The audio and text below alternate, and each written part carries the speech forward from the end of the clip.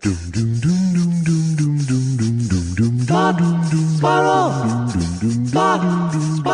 2 Jews, 2 mics, 2 hours, starting now. Hey, how are you? I'm fine. How are you? Oh, it's a weird couple of days, my friend. Yeah? How's that? I just can't get the Odenkirk thing out of my mind. So, I know this is not real time, but we don't know what's happened to Bob Odenkirk. Unless you know. I don't know. I just heard he collapsed on the set, but... Yeah, and... Have you heard more than that? Well, no, but I was with Brian Posehn last night, and I think is friends with him, so he was hearing, he was very concerned, but it's just weird that they're not saying much, but I guess that's not crazy. No, it's none of our business, really. Oh, no. No, I didn't mean it that way. No, I just mean it's not that weird. No. Yeah. Perfect. Exactly. I guess all it doesn't mean, it's just like sometimes they tell you pretty quick what's happening, and then, he had this, he had that you feel relieved. This way, I was like, you feel like if it was dehydration, that would have come out quick. And then it's like, if you heard something like that happen to me, you'd be like, of course, because, yeah, so old. That happens on an escalator for him. Every time, now I think it's long enough now. That just actually entertained me in my head. Yeah, me good. going back over myself. That's pretty stupid. Near tragedy plus time equals comedy. It's so stupid. Also, very slow. It was very kind of slow. Right. Like the thing was tipping over slowly, and I was falling over it slowly. Yeah, so that's really bad. And he's 58, so that now to you that's like. Oof. I think he's younger than that. Oh, I thought I saw like 56 or something. All right, I don't want to. Like yeah, it matters. So like it matters. No. But you know what? That does make sense. I always knew that I was the oldest comedian I felt, except for Louis Black, not of all time. Right. They just told me that I'm the third oldest. My act is the third oldest act that they've recorded. Your actor's actually 12 years older than you. And the way it is, they can carbon date my act. Right. You can see. But then there was now. I have to ask you this because 58. By the way, 58 is correct. Right. Yeah. Right. Well, I was not talking from anything other than I happened to see it probably on Radar online. Okay. First of all, how is your back? My back is better, I would say. That's good. Not all the way, but better. Well, yeah. Well, look at me. I love when I've come for 1 second. I pretend to be the doctor. Well, I told you last week, Josh, it's going to be this way for a week. All right. Then it's going to be that way for 7 days. Because since I don't know what's going on with you, I have an MRI 1 week from today, however. How would you like to live your whole life knowing that you have to, every sentence has to include, I think this is something you may have told me. I think that are we talking about something I had once knew? I looked that up on WebMD. It's a symptom of a dying podcast. Ooh. Well, that's until I guess you didn't hear the good news about the BBC wanting to buy our podcast. The Beeb is on the line. It's like they want to promote a lot of things that they think will get stuff going overseas, and our names are big over there. I wouldn't sell anyway. I wouldn't give up our rights now. No, geez, not with our back catalog. Is this time for me to say show notes? If you'd like. But the other thing is, I had a very for Andrew J. Kindler. I don't refer myself in the third person, but I had a weird couple of days because I taped the Comedy Central thing last night. Why do I sound like a DJ? Yeah. Do I sound like a DJ? No, you didn't actually. But but would you say just generally insincere? Are you generally insincere? Yes. Yes. But it's in a needy way. Oh, Joshy, How are you, Joshy? You're trying to up the sincerity just to make sure people feel it, and that in itself becomes insincere. Are you okay, Joshy? Joshy, you're not mad at me, right? So you recorded. What was the Comedy Central thing? Was that the Comedy Central thing? Is going to be? It was the alternative show in L.A. Okay, kind of a thing. I guess they did something in New York. They did something in Chicago. I don't know. I thought that was for just for laughs. Oh, it is. But what did I say? You said Comedy Central when I did. Why can't I get facts? There's only a certain amount of names, right? And they're not all the same names. It said on the theater, in fact, on the outside of the theater at the Hayworth Theater, which is now the Dynasty Typewriter, which the cab driver, not my cab driver, the Lyft driver said, I don't want to do a foreign accent. That's a terrible name. Terrible. And then she went, we started to do a whole bit about, like naming things like dynasties and typewriters that would just make them sound even more boring. All right. It connotes nothing. All right. So and guess what? And then I get to the stage last night. There were typewriters. There's typewriters on the stage. Oh boy! Did you know that? I did not know that. That wasn't the case when I was there last. I don't think. That's not a good move. Oh, but was it set? Was that a set? It was dressed. It was dressed. You're right. It was absolutely dressed. I'm sorry about that. And for some reason, I think there were Comedy Central people there, I think. Anyway, but I don't know. So it's going to be streamed in Montreal. It's going to be streamed online, I think, starting tomorrow. Okay. And was that your first live audience? Yes. And it felt, so it felt extremely rusty. But, I'm going to keep this story short, but I'm going to tell you the story going in. Okay. Sunday, when did we do it? Tuesday. All right. So Sunday, Sunday night, young Andy Kindler starts to feel chills, and then whenever things like that happen, I'm convincing that I'm doing it to myself. Have you had a lot of chills in your life, or just the normal amount? I don't know. I would say I'm probably maybe even less than normal, but I've had the chills several times. Right, and by the chill, I don't mean like I get them. Like I'm gonna die. No, the physical shivering kind of thing. No, I go to it. Not like that. Yeah. But you really don't feel like you can get warm. Right. Okay, so that's what it is. And I never like it. I didn't like it that night. Okay, so I cover myself with all these things. I go up to 101.9 all of a sudden. Okay. Now this is the whole thing. Now it's like, you can't hide this, and I can't do the show Tuesday. You can't do the show if you have any temperature and then of course, what if I can, and and not like I got angry at you, but I got angry. How did I get into this story? Because you were like, why wouldn't you go to parties? Why? Because I went to an outdoor party for my friend Lou's birthday, and you were like, why wouldn't you go to parties? And then now people are saying you can get this Delta variant. You didn't tell me this. I can't hold up this. Yeah. But you know what I'm talking about, right? Didn't a few weeks ago you were like saying.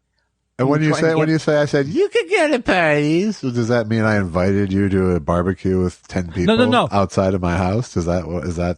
No. It wasn't that. Right. It was a week later. We were having a conversation, and you were trying to get. You weren't trying. This is not. I'm presenting it wrong. We're just having a conversation, and you were saying to me, you were exploring why. No, I let me just stipulate that if I were Dr. Fauci, you would be right to hate me. How come? Because my science is all over the place. I've been too optimistic. I've been too pessimistic.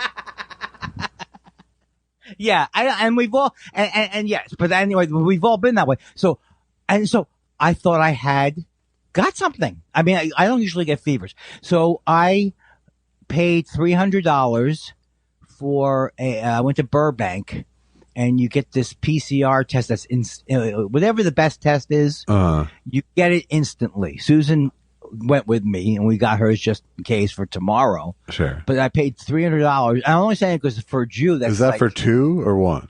That was for one. Okay. So $600. No. We did hers. We didn't care how long it took. She did the slow one for her. Yeah, because she wasn't going to be hosting the show on Tuesday. Right. Sure. Comes back negative. Nice. The fever goes completely away Monday night. And also body aches and everything. I mean, I couldn't talk myself into that. I had no taste in my mouth. I mean, I am a hypochondriac. Right. No, well, I mean, it could be two things. It could be a 24-hour bug, or it could be you had a panic attack about you had a show on Tuesday.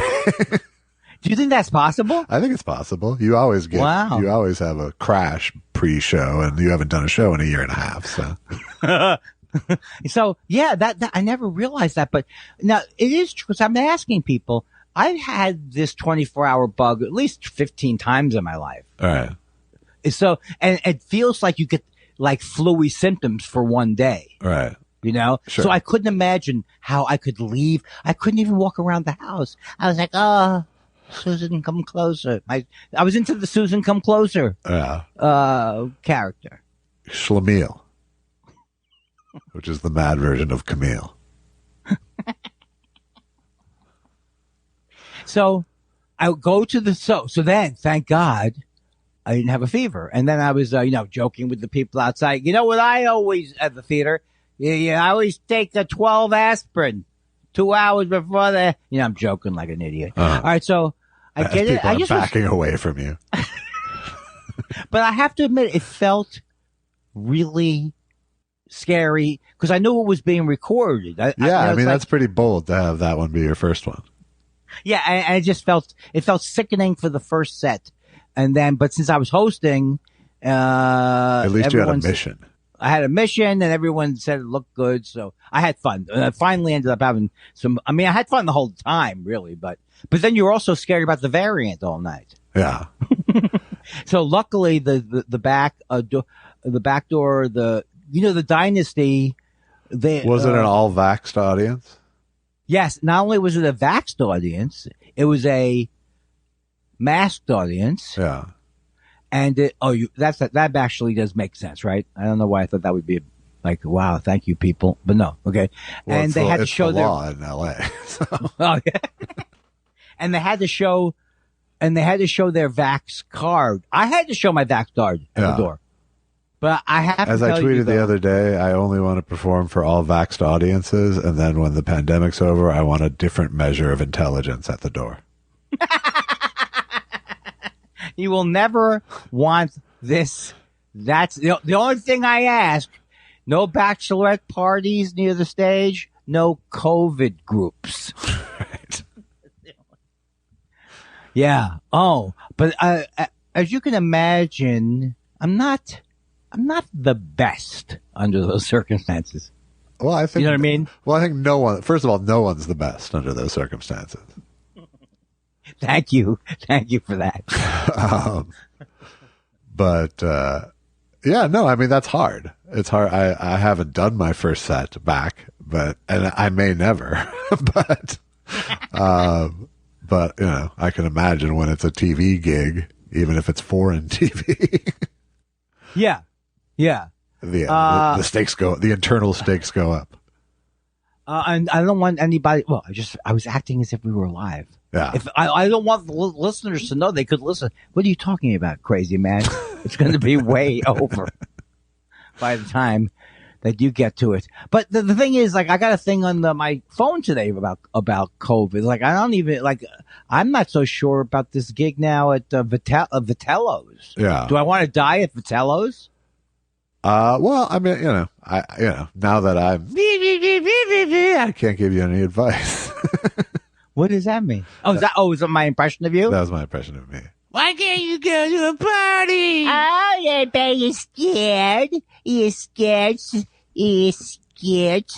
superstitious guy. We have a memorial service for my mother-in-law coming up in a week or so, and it's going to be a bunch of old people, so that makes it even scarier.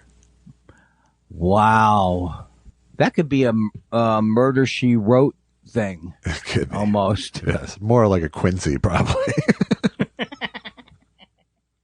Are you teeing up my Quincy? Huh? You're not teeing up my Quincy, are you? Well, you made it bad if I was.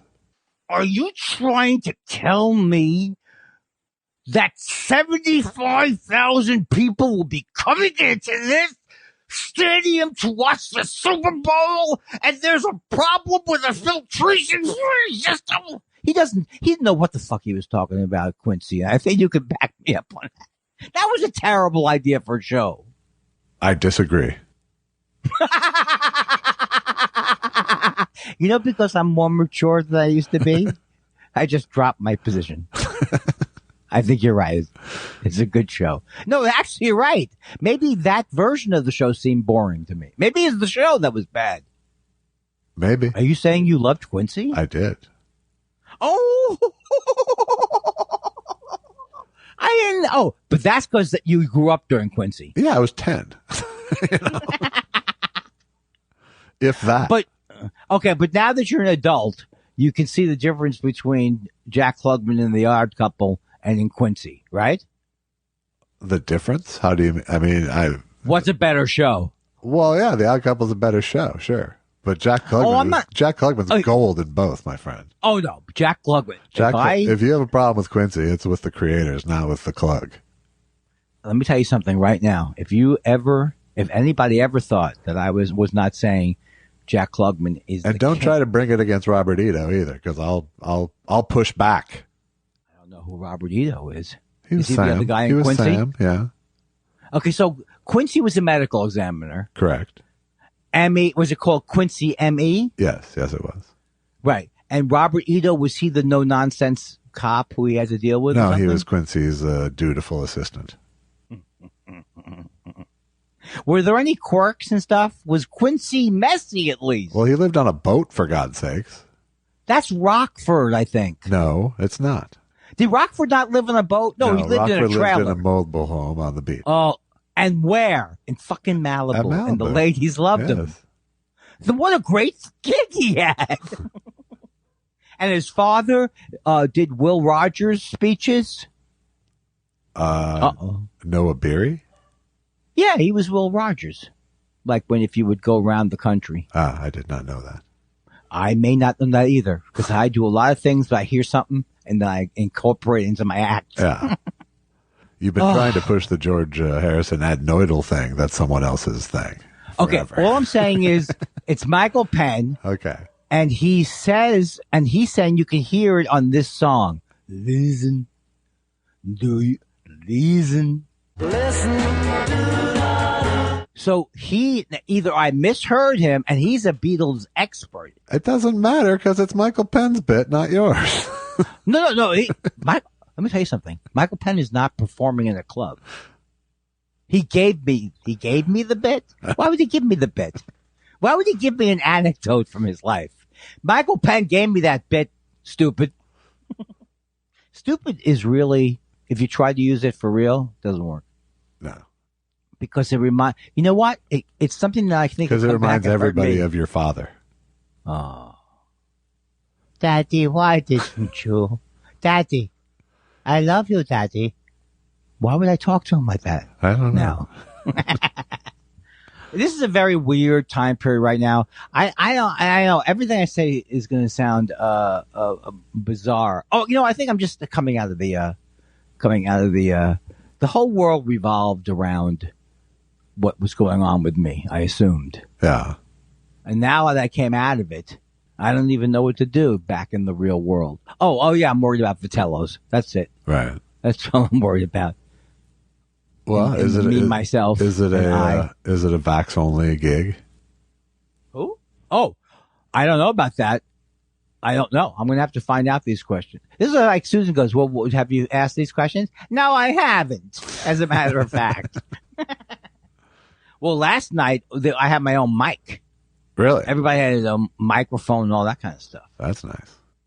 I still think with the way things are going right now, what is the point? Even if it was safe to go to the Improv to do 10 minutes, what's the point? What's the point of, I'm serious about this. Yeah. Right now, what's the point of going into an enclosed area that's not your own unless there's something to do there that's very, very important? All right. I don't have an answer for you, honestly. Yeah. Oh, you know what else makes me not angry, but people go, like a restaurant will say, now you have to wear masks again. Yeah, that's what happens when you have changing facts in a pandemic. Now, I kind of think the CDC should never have said the thing to begin with. I think the CDC should have. Oh God, am I so fucking boring? It's not. It's Susan really enjoyed Chef Blowhardy. Isn't that a new addition? I've had it in my lexicon for a while, but it may be new to the show. Oh, Blowhardy precedes me. Well, no, but we've been around for 4 years now. It's such a perfect I name. took it into my own. I hope I don't sound like Chef Blowhardy here. I would use it sometimes. Oh God, that one really wears nicely. Plus, I also like Laurel and Hardy, so it's like a nice image. It's not like you're comparing me to the evil frog. No, it's Chef Boyardee who I'm comparing you to. We had terrible. Wait. Who actually pronounces his name Boyardee? Don't say things like that because you're making that product sound slightly Italian. That's how it started. It's not Italian. It is. Hi, I'm Chef Hector Boyardee. No, he never said that. Yes. He did? Like in the old days? Yes. Hello, may I come in? I am Chef Boyardee. Perhaps you have seen my picture on Chef Boyardee products at your grocer's. You know what? My hats are off to him now. I never knew there was a chef. I never knew there was someone to blame for that food. Yeah. It's amazing because then they didn't even. Americans, we're lucky. We're lucky we have any knowledge of anything. You know that we wanted Chinese food to swing America. Like who would want Chinese food? If I make it Americanized, like, would you eat it then? What kind of a stupid country are we? Well, I'll throw this bit out. Yeah. I mean, that was like, you know. Don't you still think we're like uncultured? I mean, subcultured or something? Or not as cultured as we should be? Or aware of the world? Or I think we're not all of those things, or are all of those things, however you look at it. I mean, but, you know, I think that's the product of blending identities, you know. It's like in other countries, there are pure cultures because they've been there for hundreds to thousands of years, you know. I was reading about something like that in France, though. Then you take one of those people from a pure culture who comes to another culture and wants to assimilate, they're going to lose part of that. I know. Oh, I was going to say, the tacos in France, French tacos have taken off like as a whole division of tacos. Yeah. It's like they're going crazy for it. And then I was reading an article too about that when the cultures get all mixed together and the provenance of something starts to, like, who came up with it. Yeah. And I think there's kind of a big, who cares? I mean, I think that's, anytime you can erase hard boundaries between people, even if it's in the course of food, you know, yeah, I think that's a good thing. Oh yeah, I think, yeah. But why America? I mean, I think it's, you know, I think it's cool when people are purveyors of the original thing, if that's their specialty. But, you know, I think, you know, a modern chef's ideal is really good food without any sense of where the traditions came from to make it. Yes, that's exactly right. And I wish that there was more food that I could eat that I would enjoy. It's a whole new world for me now, Josh. I don't like it. I have type 2 diabetes. I have it. Oh, yeah. He's got it. Like last night, I went to the club. I said, oh, look at those. They had the Cokes in there. Yeah. I said, yeah. I had nothing. Water. That's good.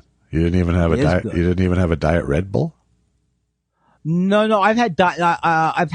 I have a hankering for actually Diet Pepsi. Yeah. It's better than Diet Coke to Susan and I have decided. But what is isn't there danger with? I don't want to go too far the diet route. Do you? I don't drink much at all of it, but I would say I always liked Diet Pepsi more than Diet Coke. Why is it so damn good? I think I like Coke Zero probably more than both of them. Yeah, but I it's like I can definitely feel myself craving these things, like craving sugar. Sure. Maybe that's a symptom of diabetes. Well, I don't know, but I do know from quitting sugar for a long span, it takes a while. Hey, I hear you, man. I'm one of you now. I'm one of you guys. Hey, Josh. I mean, I haven't maintained a quitting of sugar. I ate way less of it than I used to, but I mean, I went for like a year and a half or something on virtually no added sugar. Well, I remember talking to you then, but I never, one thing I don't remember was, I thought you never loved desserts anyway, or is that wrong? It's not like, it's never been my weakness. What'd you say? I think you heard me. I did. I love that voice so much. Right, go ahead. But I like desserts. I really can't. The original. Okay, I'm not going to go into it. Okay, but well, of course, one of the first ways that we fell in love was over one of your desserts. It was? Yeah, you made creme brulee. Oh, right. And Susan and I were like, yes, please. Oh, God. That is baller that you made creme brulee. But I also enjoy, I don't know. But the thing is, it's so stupid because the truth is, I will get used to it, right? You will. I think so much of it for me, though, is like emotional. Wow, Andy, you're a genius. You should really. No, but I mean, I'm not buying into people who make people feel guilty about food. But well, the hard part about anything when you're changing your diet is how much of your fucking brain space food takes up all of a sudden. Yes. But I think I have a issue with that all day anyway. It's like, oh, what am I going to have now? You know, it's like to not do work. Right. You know, try to avoid work. And are you doing like blood sugar testing now? What she said to me was, no. I mean, like finger pricks? Yeah. No. She said, look, I have to find a new endocrinologist, but some of the facts that she gave make sense to me. Is that the finger pricks don't probably seem to work for me because even though she goes, because you're right. a cheater. No. She goes, well, how do I cheat? It was a joke. I don't care. Yeah, I just give you the wrong numbers. No, she goes, it is weird because when you get up in the morning, your blood sugar is normal, which it is, but it's probably, she said, and I don't trust her because she's not very, don't say her name, whatever but she says sometimes at night it could be spiking weird. So actually the A1C is a more accurate of where you are, supposedly.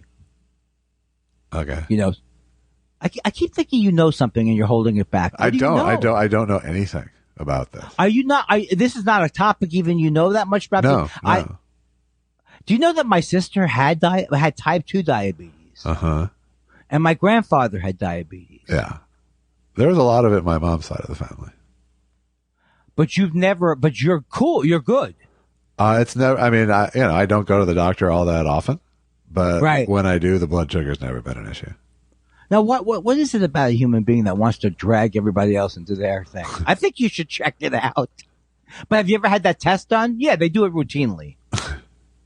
That test. I had diverticulitis, which is the other side effect of the American diet. Do you really think that's true, that we actually have a diet that causes? Yeah, I do.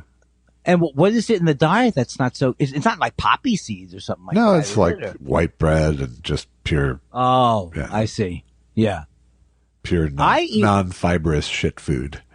I mean, now, did I make the right move going with the Bialys? Yes.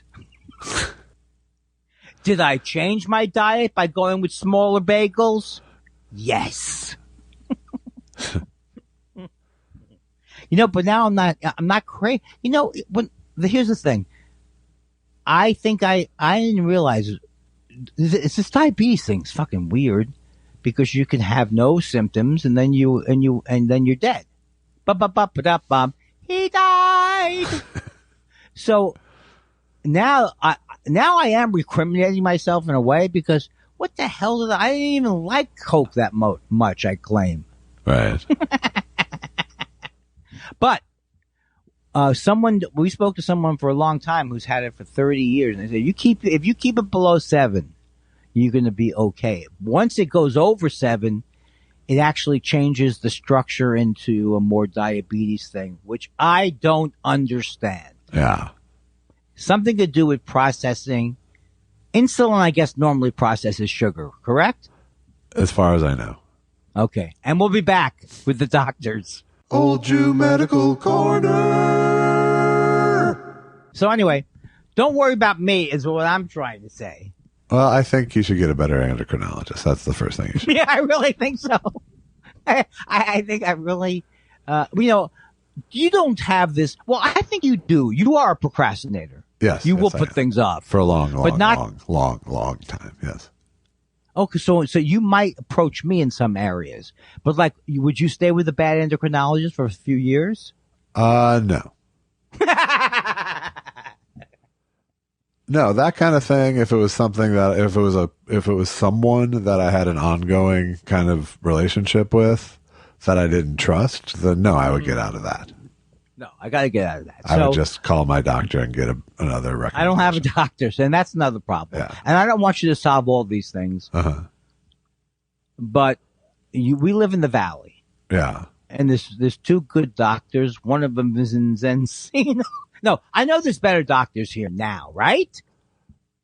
I guess. My doctors are on the other side of the hill for the most part. Everybody's are.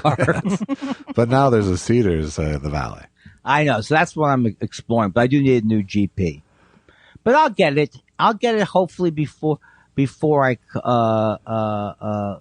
it's just, it's almost hacky. It's just hacky what's the last month has been hacky. This has been 4 consecutive weeks of me using the Old Jew Medical Corner sting. But I mean, I had a pretty good friend, Pat McGreal. I don't know if I ever mentioned this to you. He died about a month ago. He was a cartoonist. He was in the Riot Act. I mentioned it, right? Yeah. He just had a coronary at age 64. 64? Oh, I'm sorry. Oh, so young. No, it just thinks the exact age. Yeah, that's the age my mom died, too. Oh, I'm sorry. That's the only time that I'm upset about it. If I died, I wouldn't care. That's too young. Well, we have that in common. Right. We do? My mom died, and I have no reason No, I to be meant upset. you said it was about you dying. I have no reason to be upset, except for my sister. That was wrong. Yeah. It was absolutely wrong of my sister to go. And I am not doing well without her advice, because that's what I used to go to her on. I guess it's what is that you're missing? It's not like you couldn't find someone who might know what she knows, but it's the relation. I think it's the relationship. Yeah, you trusted her, clearly. And not only that, she was the only person I could talk to about the mutual things that have happened in the family, because my brother is very tight-lipped about stuff. Yeah. I mean, is he refusing to talk about them? No, not at all. But he's more like not meanly, but he's just evasive, and you get the feeling that there's things he doesn't want to talk about. Yeah. So that's what I'm trying to find out. Does he accept and believe the things you have as your gripes, if you will? Oh, well, I mean, his gripes are. Have we talked about the things that happen? I guess I should talk to him first. Probably. Yeah. But, just what I do know is being the firstborn in a Jewish family comes with all sorts of shit. Well, he was the second born. My sister your was sister the was the firstborn. Okay. Right. Yeah. I'll say from being my the end, middle child in a Jewish family, that's like that's a ticket to riches, is what that is.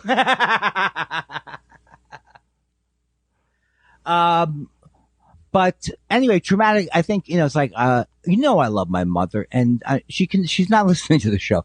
I love my mother and father, but it just wasn't good. And this is not even like crazy. This isn't even like extraordinary circumstances. I mean, the only thing I think I told you that my sister remembers me being. I can talk about this. She remembers me being hit by my father once, really, really. In her memory, it was like went on for a while. I have no memory of that, of being hit by my dad. Right, but that we have talked about it several times. But I also think that there's a factor of your sister was also a child, and it was her memory. You counting on on her child memory to reinforce child trauma that you don't even remember. Yes, is seems like you're looking for it almost. Right.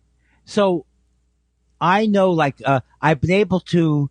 It's been weird that I thought that my, like my mother could be really terrible when she was in a horrible mood, whatever. And so I tried to recall one of those with my brother. He didn't remember the one I remembered. So it's clear that these things are so compartmentalized. Well, they're so subjective because of the child factor too, because the things that register and stay there for 60 years, there's a random quality to them. And you mean, you think you mean the ones that you remember, you just happen to remember, or I'm not understanding you?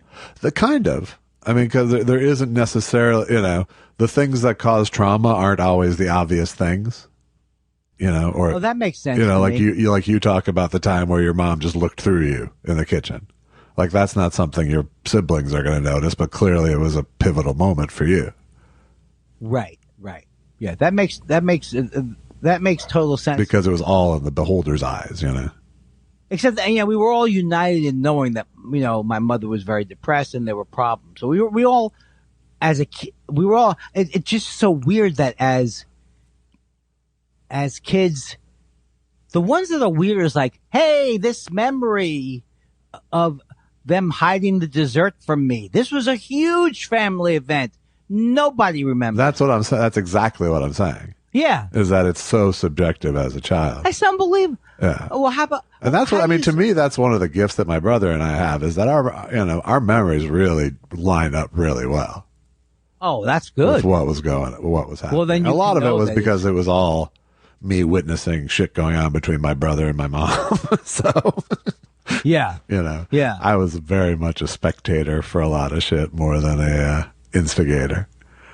But watching with my wife and her brother, now since their mom just died, and looking at the completely different experiences that they had growing up in the same house and space, and the different ways that the memories are perceived and everything. It's everyone has their own childhood, I guess is the lesson. Yeah.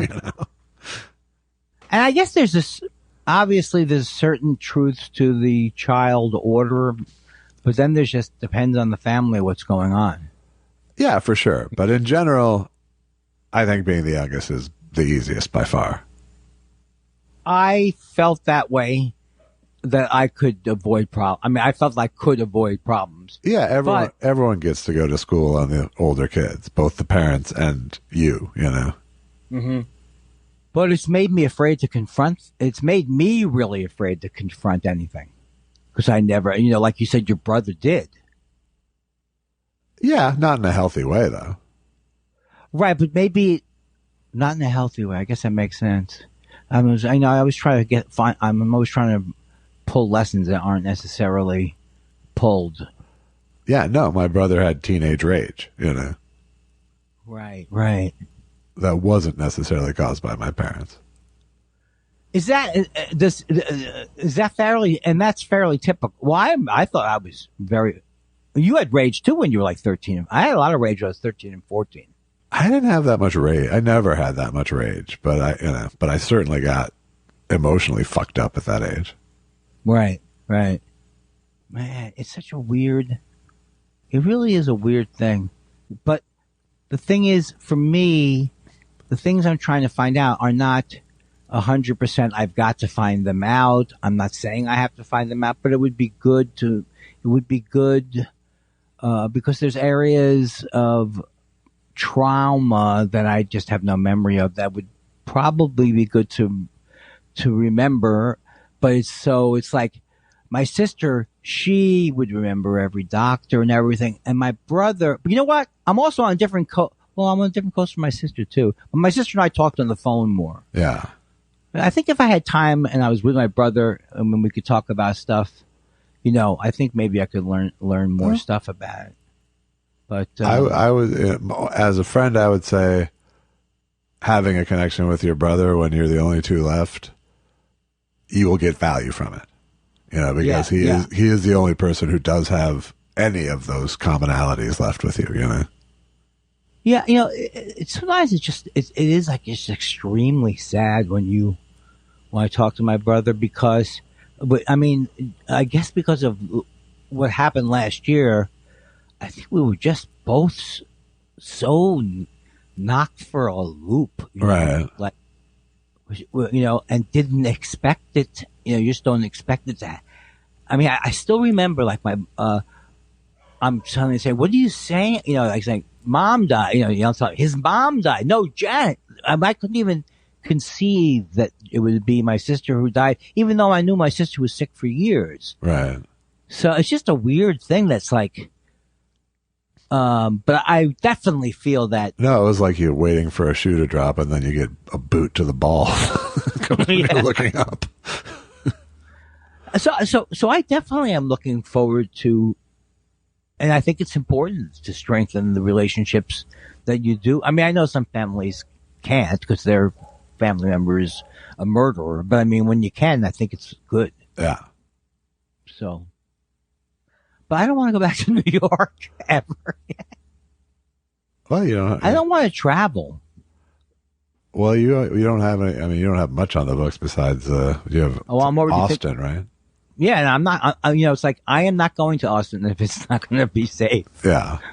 What's so funny too? It's like some of those festivals, like that festival, doesn't particularly pay that well, but I love going there. But then when it's like if you're starting to think, it's like, I don't know, for $1,000, do I want to get the Delta variant? Right. Because sometimes those festivals, they get you going and coming. Yeah, festivals in general are generally a scam. Certainly film festivals are. I don't want to mislead people. I have made money from Montreal, but it took me so many years to get, And of course now I can retire. Yeah, it took you many years to gain the leverage to ask for real money. Well, yeah. And that says a lot about the power of my agency. And I'm not talking about my agent. Right. That expression was never around when we were younger, right? Agency? Not really. Yeah. Not really. It's so amazing how those words, well, it's not amazing. Andy, why don't you just, it sounds like I'm always either in a show called That's Amazing. I saw you, Your House the other day. I forget where he was, but oh my God, it was just so much fun.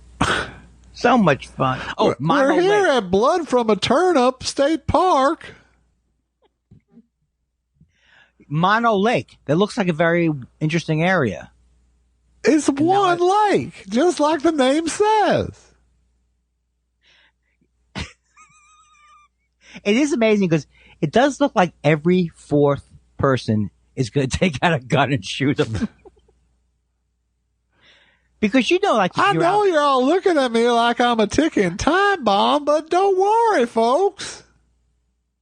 But it's just like, if you go out in the woods, like these people are camping now. Why'd you come over here? What made you come to this area? You're a fugitive from the law. That's fantastic. Lou, don't shoot his face.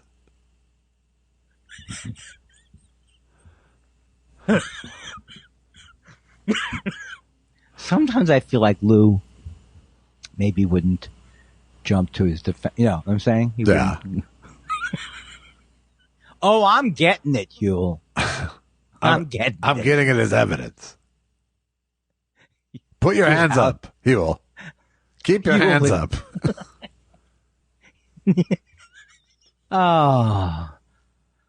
Oh, that made me happy. But I'm not going to lie to you. And as again, Don Herrera has pointed out, people who say they're not going to lie to you are about to lie to you. Right. That show is I will watch that show and still enjoy it. Not like on a daily basis. Sure. There's nothing I watch except for the James Corden show that I can't religiously, right? Yeah, and because you know why? That guy brings a party to late night. That's right. You've been cordoned off. You know that bit of his that's popular? We've talked about it before. Just thinking about it cracks me up, Josh. Do you know the bit? Celebrity knock knock? Yes! In the car. They get in the car and they drive at 60 miles an hour. They roll down the window and they start yelling and they go, "Oh, who is James Corden?" Knock, knock! Knock, knock! That is the worst bit in the entire world. Karaoke. Uh-oh. What would you call this? Not blowhardy, but once I get into the all bets are off, I'm the only person who counts, go fuck yourself, everything is useless but me. What is that guy? The real Andy? George Miller? Oh, come on. Don't hang up on me, Argentina. Don't hang up on me, Josh, Elvis Weinstein, because it's getting right at the hour point. You were disgusted. I was still charming. You hung up the phone. I kept my distance. Do you know the song I'm doing? I don't, no. Oh, it's from Avita. Oh. You don't remember those commercials? Remember those commercials? Of course I do. Don't fight. Don't talk to me, Argentina. You were supposed to have been immortal. That's not my... Well, it was my promise. She kept the...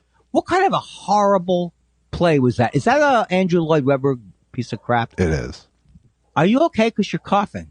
Oh, you noticed. I don't know this as if I... Don't get me wrong. I don't know this as another person caring about a human being. Right. Would you say, how on a scale of 1 to 10, how self-involved am I? 1 being the most generous of spirit and 10 being you. I mean... I wish I could have hung up on that. That was excellent. I deserved it. You know what I've become, Josh? What's that? I've become such a good, what is it when you're like a good sport about how horrible you are? I don't know. Such a good sport. I'll ask you on Friday. 22 hoo-ha her hair.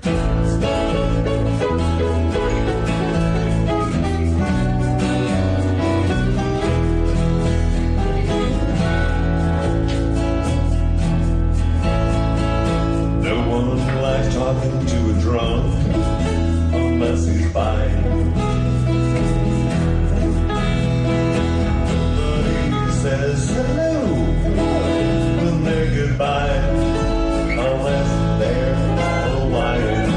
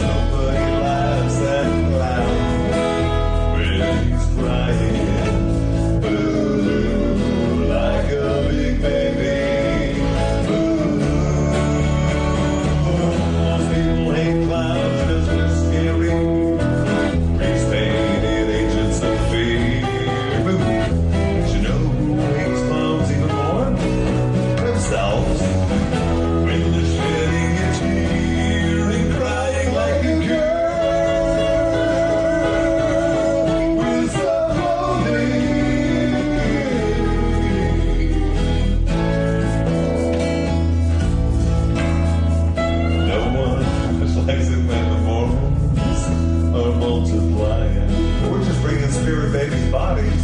Oh, no one likes a confused giant. From people find that big dumb bastard's got it all mixed up. Nobody washes their clothes when they're crying. Oh, let's just don't get in along from that. Nobody laughs at clown when he's crying. Ooh, like a fucking baby. Ooh, when he's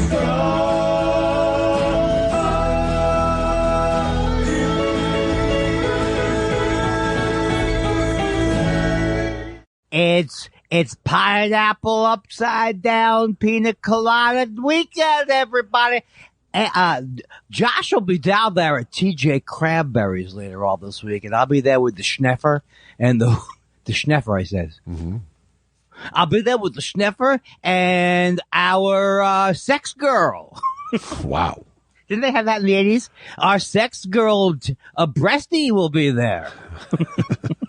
Come on, they didn't bury the lead back in the 80s. And if you guys like We'll be hot down babes, at Nail on the Heads over by the Dairy Queen.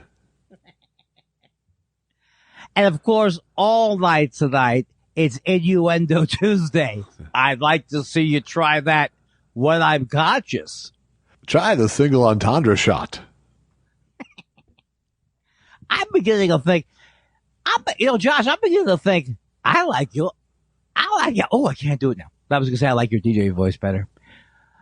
Okay. Oh, my God. I know why the sketch actors have so much trouble. They're winded after a minute. You can't just get in and get out. You got to get in and really work it. A lot of people skip the cool down period. I feel like there's not enough AC in the room here, and I'm worried that I'm going to get hot later under the collar. Uh-huh. Would you like to turn down the AC? I don't want to leave right now. I'm locked in. No, I'd rather wait until you have a fucking heat stroke on the air.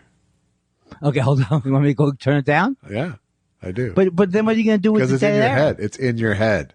I'll be right back. Whoa. Boom. Boom. Boom.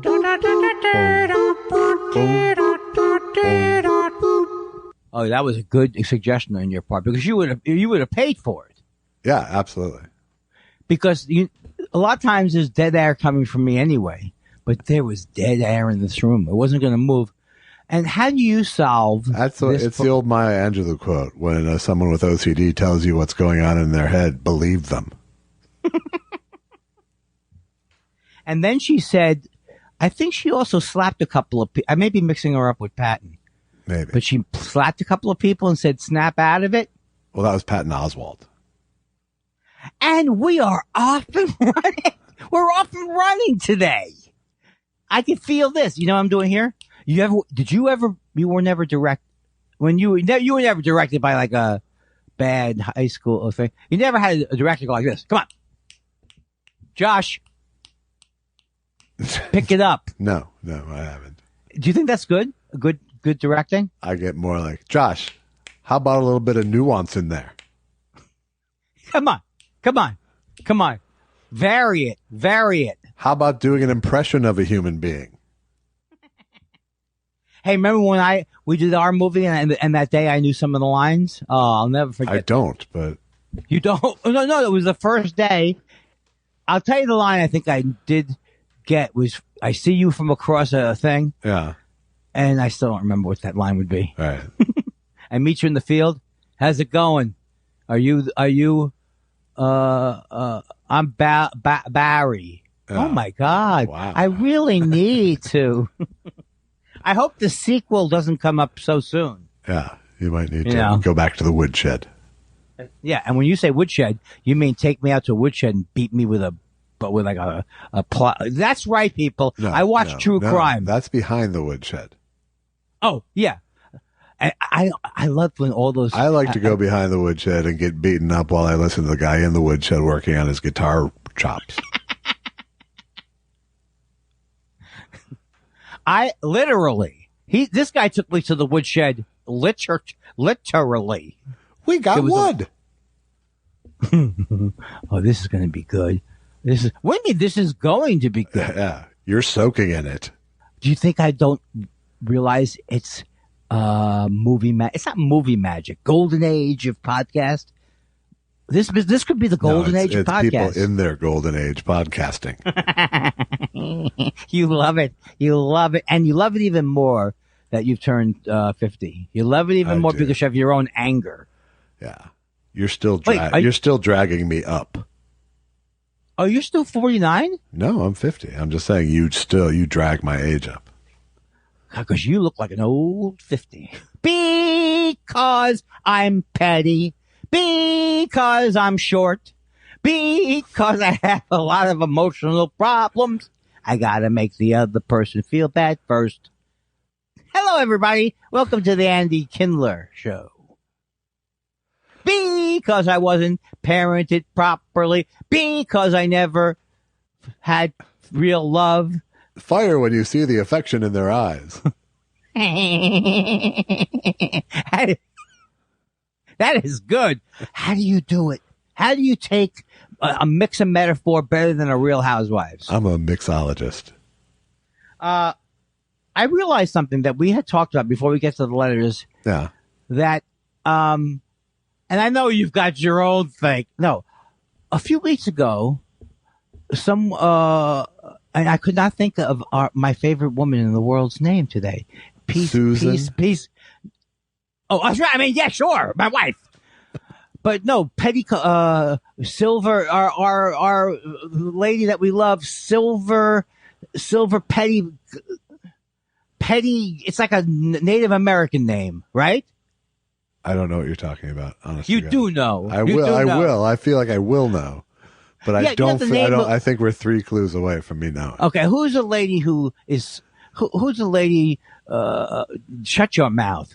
Who's a lady who loves us all the time and writes in and says, "Better this week than last week." Are you gonna? Is this Michelle Wisecarver?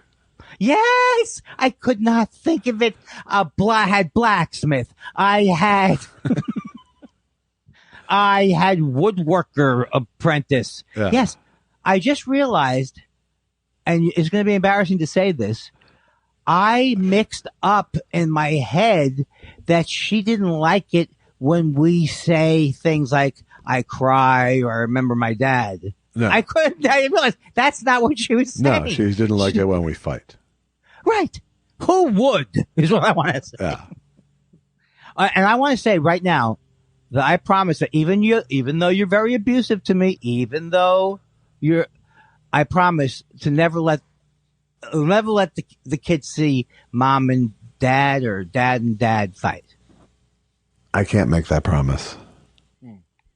Because honestly, you love it when I know. Nobody loves the thing where you go.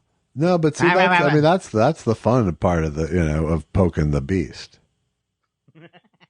What do you mean? Because you're fun to take to the edge. But you aren't fun to push over the edge. And you never really know where the edge is. The edge erodes away under your feet sometimes. Yeah, right. But there's always the immediate clue is there's going to be 7 or 8 seconds of silence. I mean, the thing is, I enjoy upsetting you. I don't enjoy angering you. Well, that's because I'm a monster. Right. That's what it is. Well, yeah. Duh. No, but I mean, I came from an abusive, not abusive like that, but I was scared of my parents. Sure. And so, that's what I'd like to bring into my life. Good. When you go, what's wrong with me having a little bit of please don't hurt? I'm easily hurt. Right. None of us pout during the show, though. That would be terrible. No, we don't actually pout. I did see as I sent you those stills, I saw your Montreal thing online. Oh yes, yeah. Well, and I haven't had the. You'd think I'd be all over it. Well, I'm not gonna critique your shit. But I did think it was hilarious that you could not keep your hands off the clean mic that they brought out for the next comic. Could not keep your hands off it. it was unbelievable. And there's Even the stool, even the fresh stool they bring out, you had to put the palm of your hand on the fresh stool. I would I would be in a lab and they'd be showing me COVID, and my elbow would be on a tray of COVID as they're showing me. It was just so compulsive. It was amazing that you could not unstick shift the mic stand even though there was another mic in it. You know, it's funny because Bruce pointed out the exact same thing that you said before you sent me the pictures. Yeah, it's hilarious. Because in this age, you can't not pay attention to it. Well, and the fact that there was a guy that came out with a mic. So everyone's looking at that mic, and then within seconds, you've grabbed it. Unconsciously. Hey, let me grab. Were you able to see? You literally tucked it under your armpit. But they do say that happens to be a very sterile area. The virus doesn't like it when you talk behind its back. Oh, I enjoyed it. And I also have to say, it could not have been a less alternative show than the people on it. Well, they are the comedy industry. Patton Oswalt, Maria Bamford. Yeah, they're really alt. There's no, but I would argue that there's no reason that the show, we don't need the show anymore because I do think comedy is better. So in the 90s, you needed it. Like someone like Patton Oswalt was popular and alternative kind of. No, absolutely. No, it's just that they aren't the least bit alternative. Everybody is trying to be them. And and everything they say works. They're doing, it's like smooth as silk. Their sets are smooth as silk. Yeah. I think maybe it's just, it does just relate to my incompetence, the alternative show. I'm the alternative. Hey, do you like a host who, because when I first came out there, Josh, I couldn't remember a joke. I couldn't. No, I know. And yet I have to say, I mean, you truly defy the physical rules of comedy. Somehow. Yeah, was I too far past the lights? Just unbelievably, I can't understand why you're funny. Yeah. I cannot understand why you're funny. You couldn't get a joke out. And yet you managed to get, your set is my comedy nightmare. Oh, that's set. Like literally the nightmare I have. Here he is, Josh Weinstein. And I walk out there and voice. all I have is your act. That's my comedy nightmare. And that's and I'll tell you internally what happens to me is I do have a thing where I go, what if this just is going to get more awkward? And what if I'm going to and the next time go, I'm making comments about how I'm not prepared. I'm making comments about how I'm not going into a bit. I got to go to my notes. They say I'm not prepared. It's so crazy. That was like a feeling like I just felt very awkward. Not like so scared because it was being filmed, but I was. No, you didn't come off as scared, really. You really didn't. It was like 2 degrees off of a Kindler set. It wasn't 30. The thing I noticed in my voice though was like, "Hey, how are you? Hey," very comic-y sounding. Yeah. Now, do you think that you? And the other thing is that the only credit you could come up with for anybody was good friend of mine. That was the worst. The thing is, well, I'm also realizing like I used to do a whole bunch of shtick when I would introduce people. Yeah. And it's just like I'm tired. Everything I've done before. Right. So, I mean, I'm glad I got the $20,000 for the show plus the car. You were worth every penny. Plus the car. Yeah, plus the car. The car made it funnier. Do you get a lot of? Do you get a lot of car? I'm just saying that happens to me a lot. Is this like the guy who brags so much and he lies too? He lies too. Are you going back to Acme? Because I just hope he's going to pay me $12,000 on my old price. All right. I canceled a gig already. Which one? The Vitello's. Festival? Oh, Vitello's you canceled, really? Well, what happened was I started to get into this mode that people have seen around me.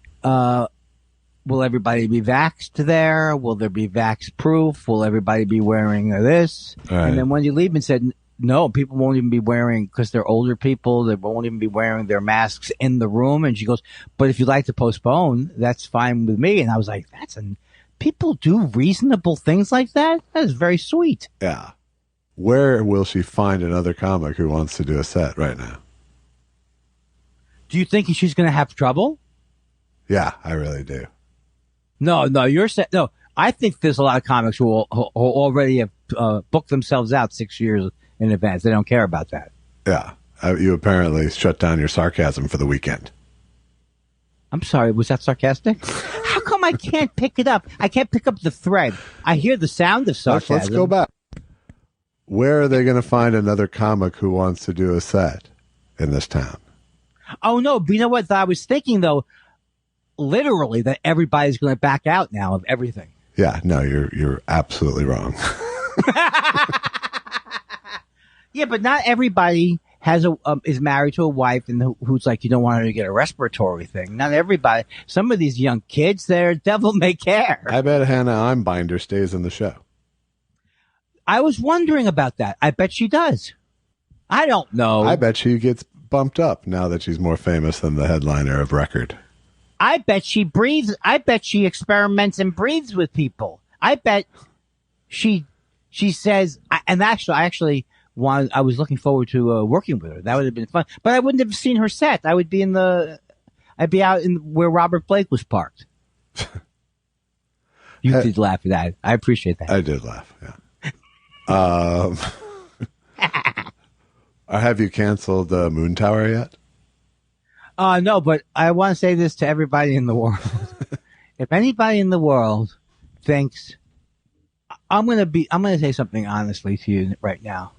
Is this me or the world? The world and you. Okay. And I don't want this to make it look like I'll work for any money. But I did make a rule years ago that I wouldn't go anywhere if they didn't pay me. And I've been working at this festival since the first year. Uh-huh. But they pay me $1,000. All right. I'm not getting Delta variant for $1,000. No. I'm not getting on a plane. No. And do you think it'll be canceled is my question. No. It won't? Nope. Well, but that's so far out, though, in a way now. What's going to happen, Josh? I don't know. I think it's Texas. They're not going to fucking cancel it. But Texas, they if you remember, they were one of the first people. He made a very bold move, that guy, when he canceled South by Southwest. Bold. Yeah. The first year. Right. Okay. Can you punch me in the face? No, I'm asking. Now, I'm not. What's that from? Spinal Tap. Do me a favor. Kick my ass. Yeah. Josh, don't be sad. I'm still here. Yeah. Meh. There is a show that you can absolutely not listen to. And it's called Dr. Death. And I'm listening to it right now, but you cannot listen to it. Okay. Because it's about a actual doctor who, basically, fucked up 10 to 12 people's backs. Do you remember this story from a couple of years ago? I do vaguely, yeah. Yeah. And I was thinking, if you do this again, you better get someone licensed this time. I can't afford the license guy.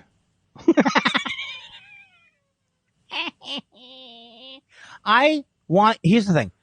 All I think about is not all I think about because I'm narcissist, but I always think I want him to be pain free. But then when we talk about it, it bothers your back to think about it. You know what I mean? I guess. Well, a couple of times you said to me, can we not talk about my back anymore? A couple of times over the years you said, let's not talk about my diet anymore. Yeah. No, because I don't have a filter. I don't have a filter that says that's enough, that's good, appropriate, inappropriate. Now you're inappropriate. Well, it's not so much that it's inappropriate as that I'm starting to feel sad. Not sad, but like I don't, I'm a more private person than you, first of all. You mean you're normal as a social person. And I also feel that the entertainment value wanes more quickly than you do. You think what I do is social? I appreciate that spin. Yeah, I know what you mean. But it is like, I'll give you a perfect example of OCD, how annoying it is. Years ago, I was sitting in a bar, and I used to be a bartender, and this guy broke a glass in the ice, and he goes, "Oh, I'm going to have to burn all this ice." And I kept going, "Yeah, I know what you mean. I used to have your job burning the," and I wouldn't stop fucking talking about it. And I realized, are you really this horribly unaware of how you're coming across? The guy just broke a glass in the ice. Do you think he wants to hear? Yeah, because I would worry that 2 weeks later someone's walking down Broadway and they collapse. Because and also I'm trying to relate to him as a bartender. Right. Like he's going to like that.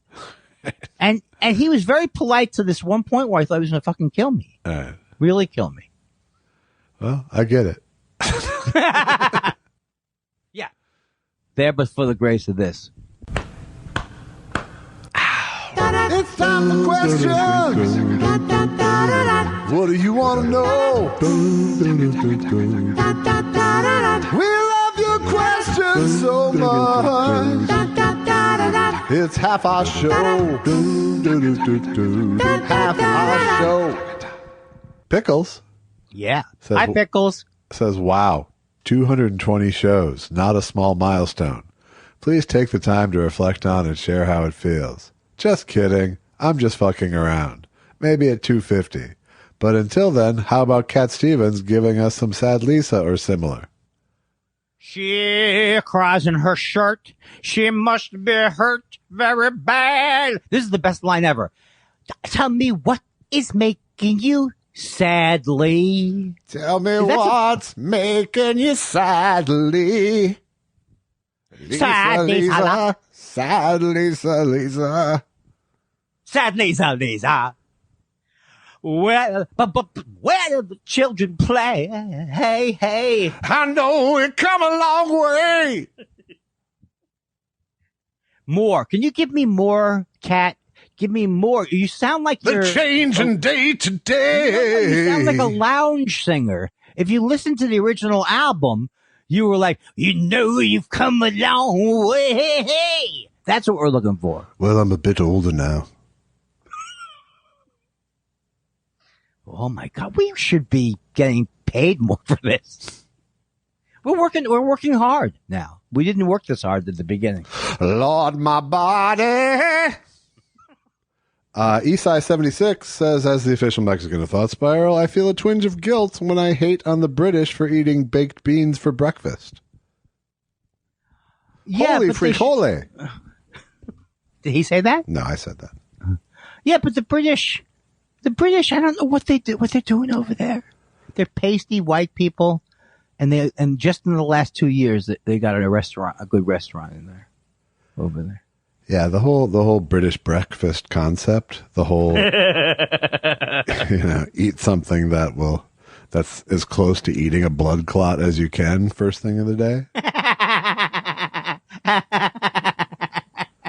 Why are these called blood clot sausages? I think they are. No, I was playing along. I know. I was The kidding. Irish breakfast. The Irish is just as dangerous, Exactly. and they have beans there too.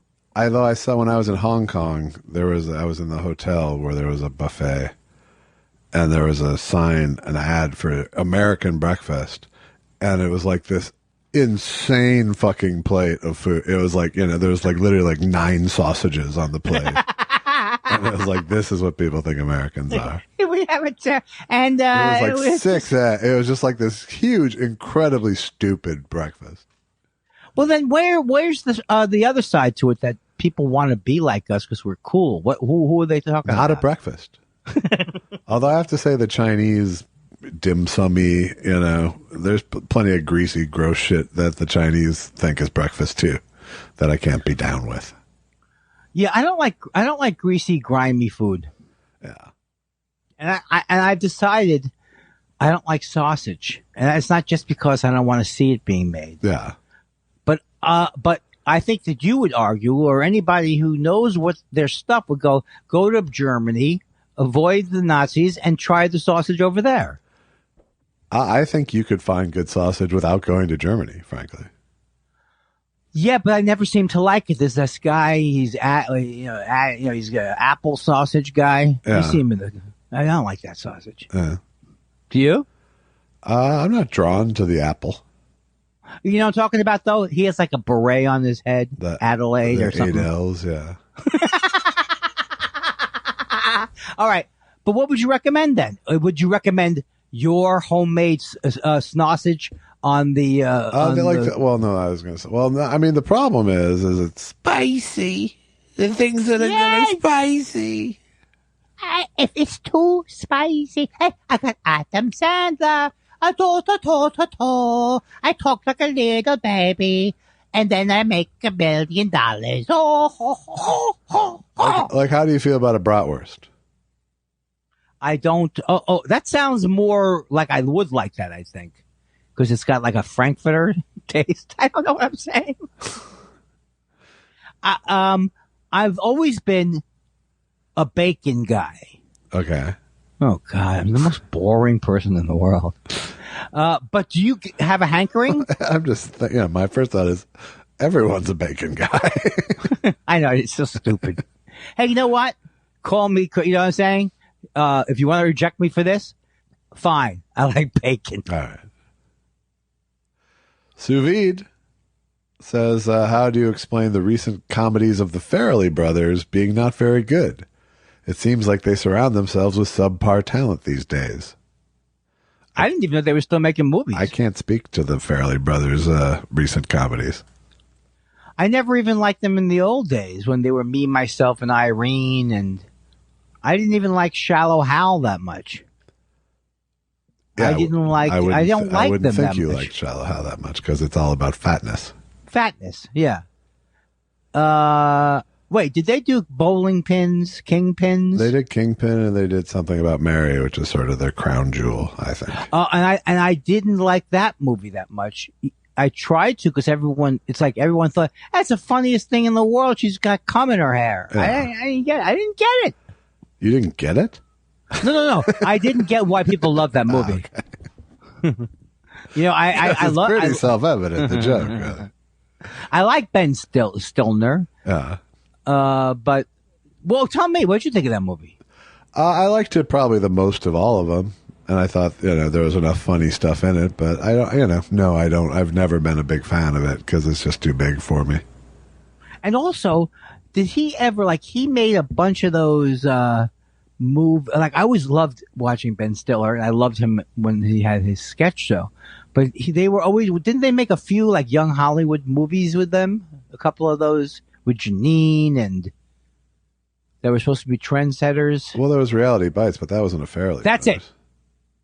Yes, I've gone off the topic. Yeah. But Reality Bites, that wasn't very good either, right? It wasn't bad. So, Josh, don't hang up. Please give me one more chance. Okay. I thought you were going to hang up. I also did that Flirting with Disaster movie, which was pretty funny, I thought. That's my favorite movie of theirs. Yeah. Of whose? Of whose? Oh, wait. That was Mary Tyler Moore. Yeah. Who directed that? I can't recall. But that movie cracked me up. I mean, Ben Stiller cracks me up. Yeah. But yeah. I gotta get I gotta get you off of movies right now.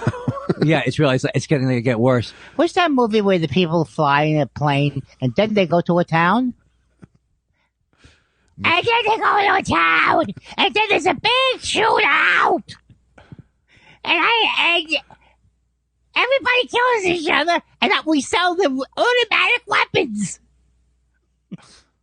Is that I'm pitching that as a product? Yeah, it was preschool elevator pitch. Jason Parton says, all this Beatles talk in the last episode reminded me that Paul is maybe working on It's a Wonderful Life. That's true. Well, you confused me. He's in the movie? He's working on a musical version. Oh, Mr. Potter. It's been rumored. It's not like it doesn't sound like it's, you don't hear a lot about it, especially since Broadway's closed, but. Does Such a warped old man. Oh, what frustrated old man. I can't wait for that musical. All right. Okay. Did I throw you off with that? No, it's just, Look, you're lucky. It was a natural, let's move on. Oh, as yes. opposed to mining the rich vein that could be Paul McCartney doing it. I have a couple of zingers prepared for the end of the show. I want to make sure there's time. Tweet Bahar says, I heard that the soul of Ed Sullivan is trying to get the soul of Jackie Mason banned from heaven. A finger for you, a finger for you. ... I really don't know what to think. That's a very good tweet. But I don't know what's the... That was super patronizing. It was. You know what? Thank you, tweet. Thank you. If he could have patted you on the head there, Tweet, he would have. Oh, hey, tweet, come over here. I mean, that's actually a short joke more than a proximity joke. You know, I just found out that I'm going to die early because I'm short. Well, life is short. Okay, I'm done. Okay, me too. Whatever I was with life. Doing. Well, just this version of it. All right. Tiptoe Goose says, listening to Thought Spiral, eating Cheez-Its, and watching Bob Ross on mute. Yes, I'm very high. Hallmark. Turn your grudges into memories. Is that anything? Well, you do bring up this thing that I probably do hate more than anything right now is when the Kardashians, it's just not that the Kardashians do it, but they talk about let's make memories, which doesn't even make sense. It's not even a thing you can do. You can't make memories. You're making something now. You hope later you'll want to remember it. All right. How can you make a memory? Well, I would argue that there is a way you could if you're a grandparent trying to manufacture Disneyland time with your grandchildren. Right, that's right. Making memories. Yeah, but I think it cheapens. Maybe it just cheapens it. We're making memories, kids. It's just a different way of saying at least we'll get a story out of it. and right, and also the fact that people use the word journey wrong and don't even use it when they're on a journey. Well, even when they're on a hike. I hate it when people interrupt their narrative to take a journey. Well, that's your journey. That's your journey. No, that's my narrative. Well, that's your narrative. I'm on my journey. All right. What are you talking about, Andy? Are you on a hike? No. I just think life in general is a journey. Life's like a journey. I thought it was a highway that you wanted to ride all night long. Now you're changing? Whoa, whoa, whoa, whoa, whoa, whoa. I may have ran out of everything right there. That was like judo almost. I flattened you. You stunned me into mediocrity. I couldn't think of anything. Threw you right into the wall. M. Ledsome says, well, now I have underoos are fun to wear, and the commercial jingles in my head forever. How do you guys clear an earworm? Much love. Shit. Love to you, M. But I love, isn't underoos like a British thing? No. Underoos were American. Oh, because it sounds like Australian. Put on the underoos. Put the strip on the babby. Underoos are really fun, and you can choose from more than one. There's Hulk, Fred Flintstone, and Shazam! Superman, Iron Man, Aquaman. Hey, underoos are fun to wear. Yeah, something super new in underwear. I think I made up some words, but... Well, whenever you sing songs and stuff like that, I think it's like you must have had so much fun as a child, but I believe you were detached from it then. I just remember every jingle. My connection was to the jingle, not the product. Well, and as the listeners know, you've written jingles. It's true. The proof's in the purple. You can see it in their face. The proof's in the purple. A purple package from their favorite place. It's 100 years of knowing what you want a gift to say. The proof's in the purple. You'll brighten up their day. The proof's in the purple. That's the Bachman's way. And God bless you for it. Huh? Why, thanks. Thank you. Self-loathing narcissist says, I often wonder what the 80s cop show Cagney and Lacey would have been like had it been James Cagney and Ronald Lacey. Thoughts? Who's that? I don't know who Ronald Lacey is.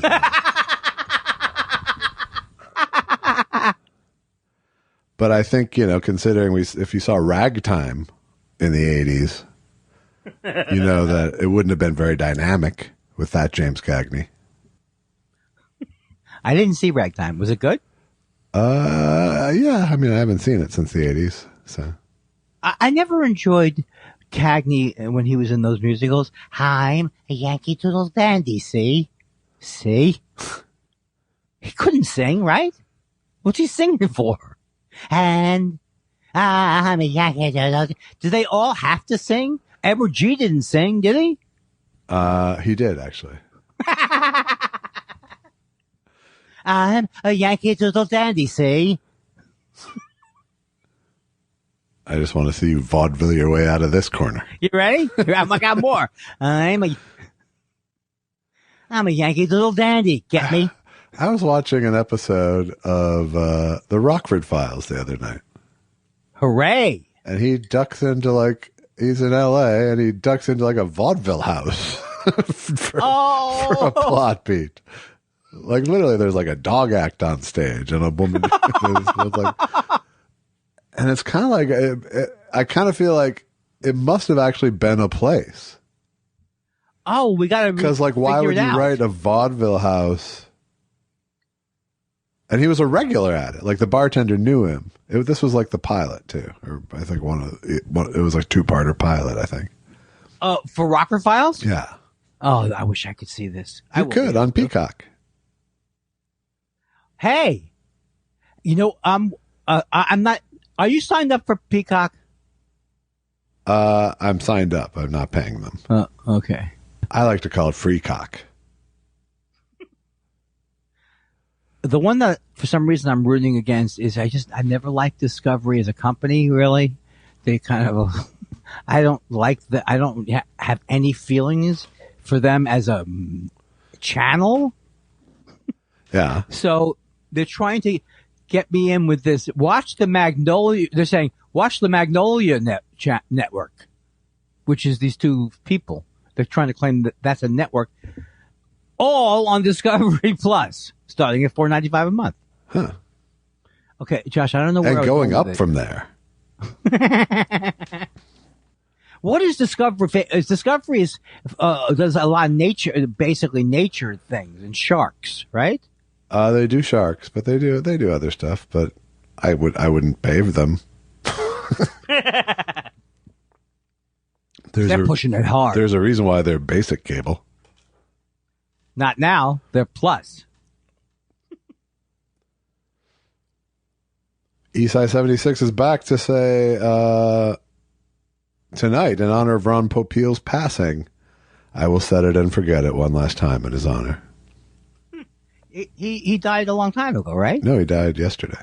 That cannot be 2 true. days ago. That is not true. It is. It's not true. It's that fucking true. I'm saying it's not true. Did I tell you that I was at Conan? I was in a dressing room next to him, and he was practicing the bit he was going to do. Conan, are you Conan the Barbarian? Conan, that guy just died. Yeah, the pocket fisherman. Yeah, Mr. Microphone. So he's with the Mr. Microphone in the sky. Hey, dead looking. We'll be back to pick you up later. You have to. That guy will never be forgotten. He is a true hero. Yeah. Not a hero, but a true American icon. He's like an uneven My Pillow guy. Actually, I can't swear that he's unevil. That's true. I used to have my own pocket fisherman between the ages of 10 to 14. And that's when it stopped.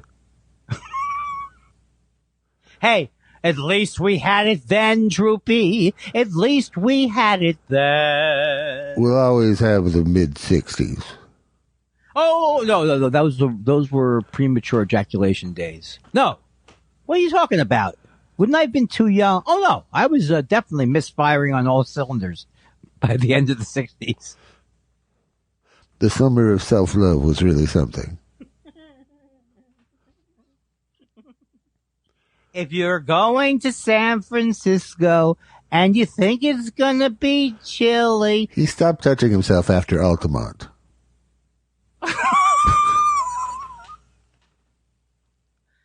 He could only get truly the end of the 60s. He could only get sexually aroused by watching Altamont. He could only get sexually aroused when he was being beaten with a pool cue by a biker. By the way, very underrated concert. A lot of people forget the music. Yeah. Marty Ballins. I couldn't get, if I saw a Hell's Angel coming towards me, I would say, who booked this gig? Trey Pahara says, I'm so tempted to change my Twitter handle to Warp Frustrated Altacocker. Well, what are you? You thought I was a warped old cocker. But what are you? What are you but just a Jew? A cheap, chiseling Jew. Bailey. Steen. Was he anti-Semitic in that movie, Mr. Potter? No, that was the point of the letter last week. Was that if he would have been Jewish, it would have been a whole different thing. Oh, so maybe I just have now transposed that in my mind, that he was Jewish. That's what's happening, yeah. If he was Jewish, it wouldn't have been a good character. Get out of here. And you called me, interesting. You called me a miserable old man a couple of weeks ago. Now, just shoot me through the phone. If you could, I would like it. Maybe we could do some sort of VR. What does that mean? Virtual voice reality. Did you see, have you seen me in Second Life? Have you seen my Second Life character? No, Andy. Tell me about it. I'm the rock star, Johnny Future. Johnny Future. People love it. I heard you just started a whole new platform called And a Third Life. Do you know what I do when I go with my friends in the Second Life? I spend the whole time going, guys, is this really that good? How is this an improvement? I think I got a lot in there. What do you think? That was that was some of my best work. Here, let me. So funny. Let me throw away this bone now that all the meat's been stripped off of it. You mix so many metaphors. You're like a guy who I'm like a simile factory. Yeah. Seth Dick III says Foster Brooks was on Fantasy Island with Phil Foster and Tom Ewell. Foster, who's the third? What was the production like? I don't know. I don't even remember who Tom Ewell is. But I remember Phil Laverne's dad. I remember the guy in the white suit, and then there was another littler guy in a white suit. Here's a very dark version. Okay. I don't feel so. I'm dead inside.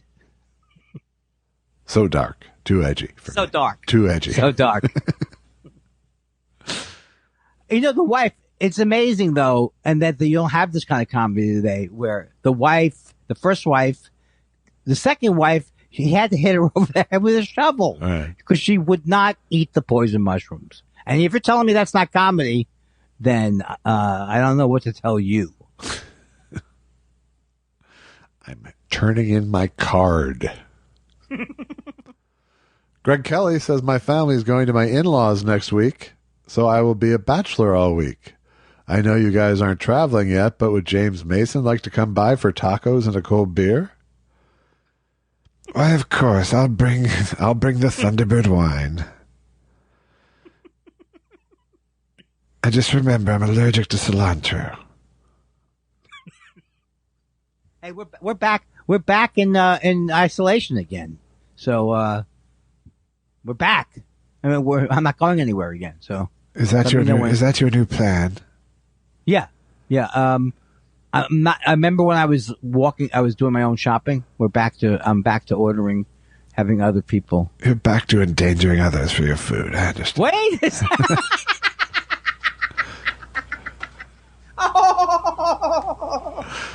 How to get an OCD person to become a bubbling mass of Jello with one sentence?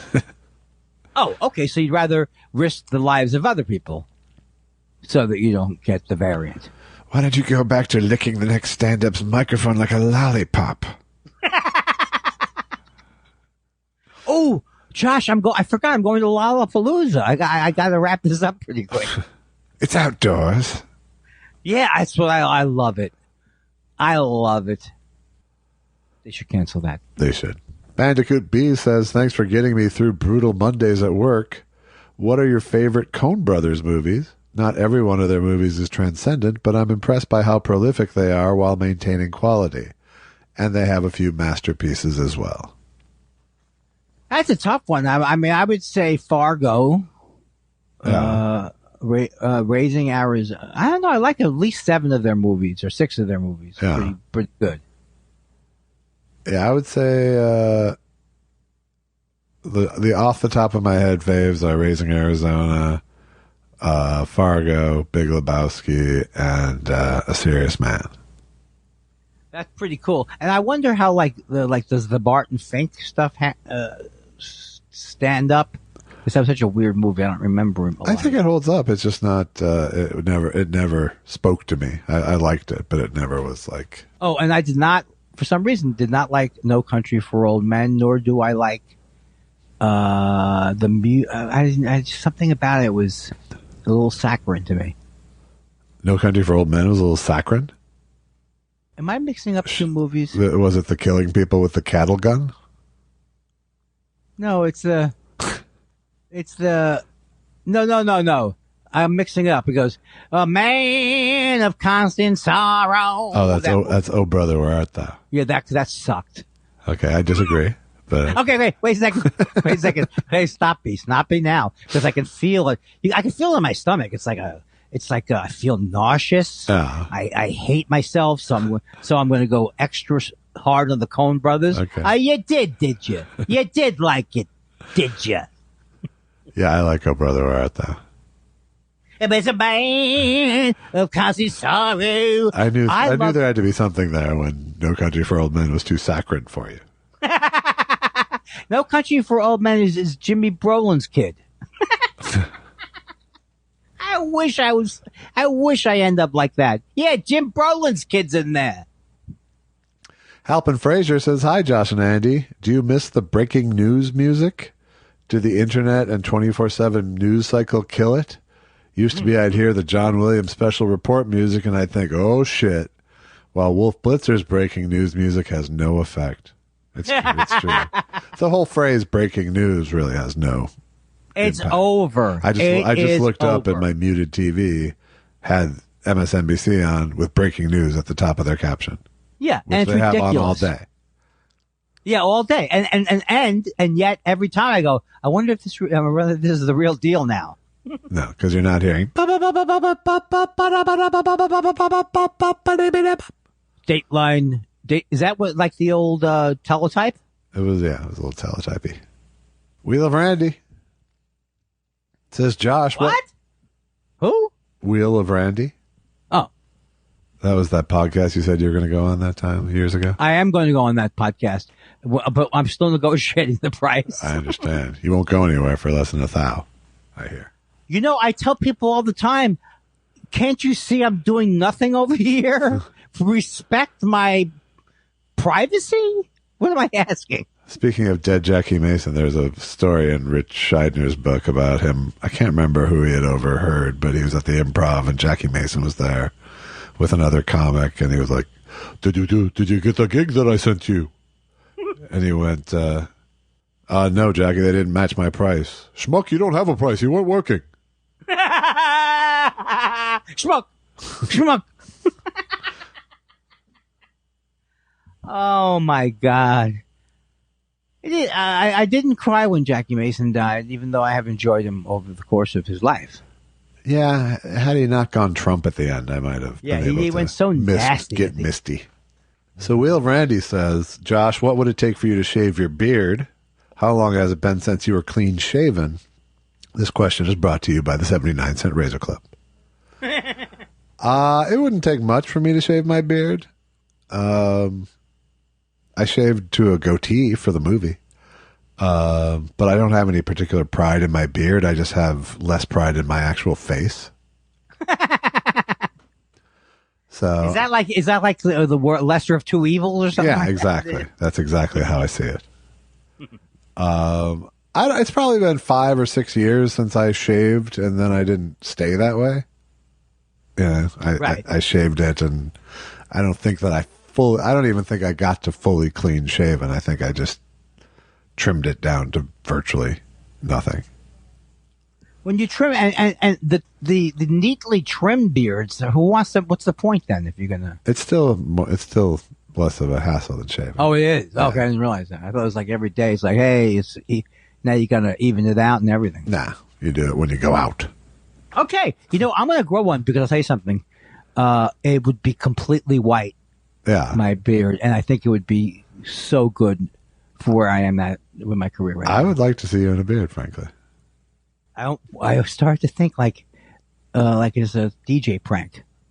Would I do? Yeah, what would you do? I've gone about 2 weeks or something, and it's not good. Yeah. Who wants grandpa? Who wants to sleep with grandpa? I have a wife. Why does she want to sleep with grandpa? Because it would at least bring some dignity to the table.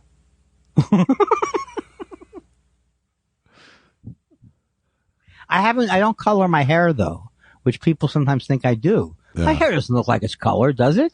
Less now. These are good. These are all rock solid. Remember that time I actually got confused and bought a rug, an actual rug? You did. I didn't know you were Persian, people would say. Often. Dan Marsh says, hey guys, the internet has shown us that people are very brave about being hateful when they're anonymous. But how was it for you two touring during the less diverse areas of the U.S. years ago? Was anyone anti-Semitic to your face? Only once in Oxford, Ohio, I had an actual hate crime come from the audience. And the audience... What was it? It was just like fucking Jew. It was like something like that, you know. That's ugly. And it was, and I was like, "What fucking Nazi?" And the audience is like turned on him. Like the audience basically drummed him out without me having to do shit. And the audience was Nazis. That was the thing. Yeah, but it was Nazis Nazis in a college town. So I think I've been extremely lucky because I can feel the general anti. You know what it is? I'm still nervous from Hitler. yeah, But in my own life, I haven't experienced it. And I grew up Jewish in a Jewish area. right. But you know what? When I see that it's been directed to me online, Sure. but I just don't. But you know what I mean? I'd like to become some kind of a martyr. Really? No. Well, accidentally, like a martyr. No. I don't want that. You mean like I happen to be walking in between, no, it's just the Warren Zevon song. Accidentally, like a martyr. Oh, The hurt gets worse and the heart gets harder. I don't know that one. He made mad love, shadow love, random love, and abandoned love. Accidentally, like a martyr. Who is that? That's Warren Zevon. Oh, Warren Z. I didn't hear that you said Zevon. I don't know that song, and I claim to be a Warren Zevon fan. I think Linda Ronstadt covered it as well. I'm going to check it out. Accidental martyr or Accidentally, like a martyr. what? Okay. I think it's Unexcitable Boy. Ah. Okay. Well, then Richard Cole says, I'm a poster child for childhood obesity. When I check my blood pressure at the drugstore, if it's in the normal range, I treat myself to some potato chips. Do you play similar tricks on yourself to justify bad food choices? Yeah, until a couple of weeks ago, yes. Yeah, until a couple of weeks ago, for the last 60 years, Right. I could not understand why everybody was not enjoying a little gelato after a lovely pie. Yeah, now I'm well aware. I don't think I was ever fooling myself. Like I'm not someone who can trick myself very well. I just go straight for the self-loathing for my lack of willpower. But it's with open eyes. Duckman says, my favorite Paul McCartney quote is when an interviewer asked if Ringo Starr was the best drummer in the world. He said, Ringo isn't even the best drummer in the Beatles. Well, that's A, that's not true. B, that's a misquote that's attributed to John Lennon. It's never attributed to Paul. It's always attributed to John, and it never happened. So Right, because I think they liked the way Ringo played. they did. Yeah. Wow, I didn't know that was a rumor. I even read a Snopes about that quote once. Wow. So it's just made out of whole cloth. Yes. Well, how about the tape of Linda's voice from The Road? Is that a real tape? I'm not sure. Where she's singing, oh, give me a chunk. Oh, I love the junk. I make fun of Linda McCartney. Now, that's my new thing. Yes. She passed away. Let's go after her. I used to think she was so cute. I would look at that cover of McCartney over and over and over. I don't know what it was. She's not on the cover of McCartney. It's him and with the baby in the coat. Or maybe the back cover. I don't know. Whenever I saw pictures of her, I wanted to be like I thought he really looked like he was out on a reservation now, or he was in the woods, or he was a mountain man. Well, I bought it. He was on his farm after he left the Beatles. Oh, yeah. Okay. Mull of Kintyre. Who? Exactly. Exactly. Okay. You okay? No! No, Josh. I'm not! I'm trying to lift. Josh! This is heavier than it looks, this next tweet. Chaotic Neutral says, hey guys, loved seeing Andy at the Alt Show. All the futzing around with the stagehand over the stools and the mics was the source of a lot of unintentional comedy. I like it when the audience laughs and you have no idea why, but you just eat it up anyway. I'm not sure I am eating it up. I think I was. Some of that thing I'm confused all the way through. But thank you. That's a good review of me.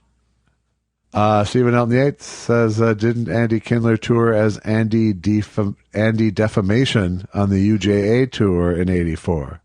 Andy Defamation. I like it. I will add that to the Antichrist. Uh-huh. I will add that to I toured as Andy Climactic. Uh-huh. He had me till almost the end. Okay. All right. This is me realizing what a horrible thing I've started in my own life with this character. Oh, I thought you were going to say the podcast. No. But the guy, the jokey guy. Yeah. Okay. I'm okay now. I won't go back into it. All right. Cody the Sloth says, what do you wear? And he says, what do you wear to sleep? But he wrote it WHERE. And I have a problem with that. But I'm gonna hopefully it wasn't autocorrect. But it was, I'm sure. Well, I know. I'm just being a dick. What do you wear to sleep? I bet Josh sleeps naked as a power move. I bet Andy walks around in the dark with a candle holder and old-timey sleeping cap.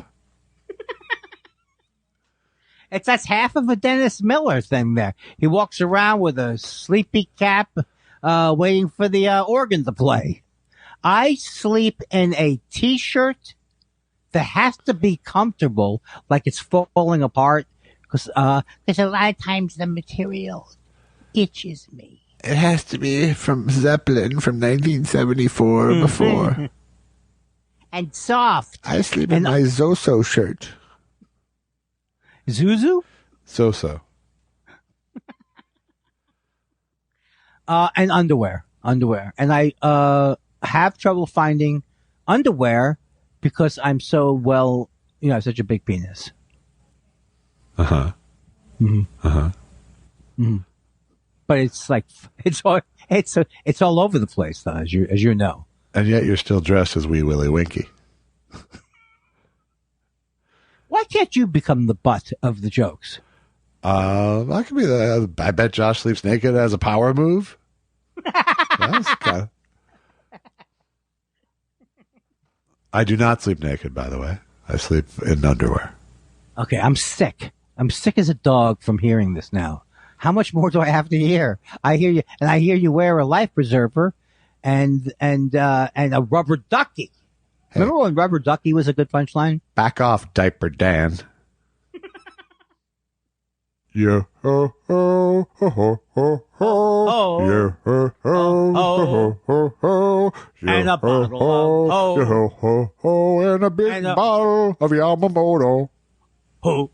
Hey, that was good. That was great. For the millennial and younger crowd, can you tell us what you mean by Bob Dylan lying about his backstory? Did some rudimentary searching and couldn't find anything. Was it just in his music, or did it extend to real life? It extended to real life. He flat out was like, I grew up in New Mexico, in Gallup, New Mexico. Yeah. Can't you see it in Don't Look Back? I think you can see it in that movie. Isn't it? Lie a lot in that movie? About it, yeah. He was very uncomfortable being interviewed. But what is also, what is truth? Oh. But yeah, no, he didn't think he was interesting enough to be a folk singer, basically. And so, because he was this Jewish kid from northern Minnesota, and so he invented this sort of,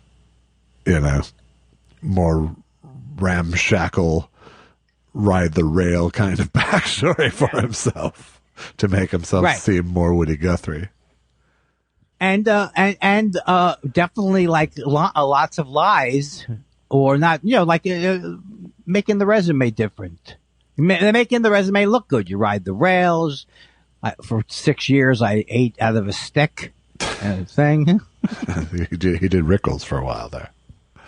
For 6 years, I ate out of a stick. You can find it, though. You can find him where he's just, someone's asking him something, and he just refuses to say anything. It's like, and after a while, you get like, come on, can you answer? And some of it was, some of it was just his impish adversarial relationship to interviewers. Like lying was an act of aggression. Yes. But some of it, I think, was just pure young man ego issues. Absolutely. That's our show. That's all the questions, Andy. Are you kidding me? No, I'm not. I want everyone to know that if you like Josh Weinstein as a person, you should buy his book. Like the one fucking thing I've never done. You haven't written a book? No. I have a movie, I have an album, I have all sorts of shit. Yeah, but just think about it, like a year from now. Hey, Josh, your book's coming out. 40 Years in the Trenches. The Flim Flam Man. Uh-huh. I don't know what I mean. Please, so how I please, killed Kindler and got away with it. I think that I would like to hang up on you. I can't do it. I'm hovering over the end. I can't do it. I just feel like a hack. At some point, there's nothing I can do. At some point, someone will do a cameo and pay you $35 to hang up on them. I'll do it for free. You were disgusted. I was still charming. You hung up the phone.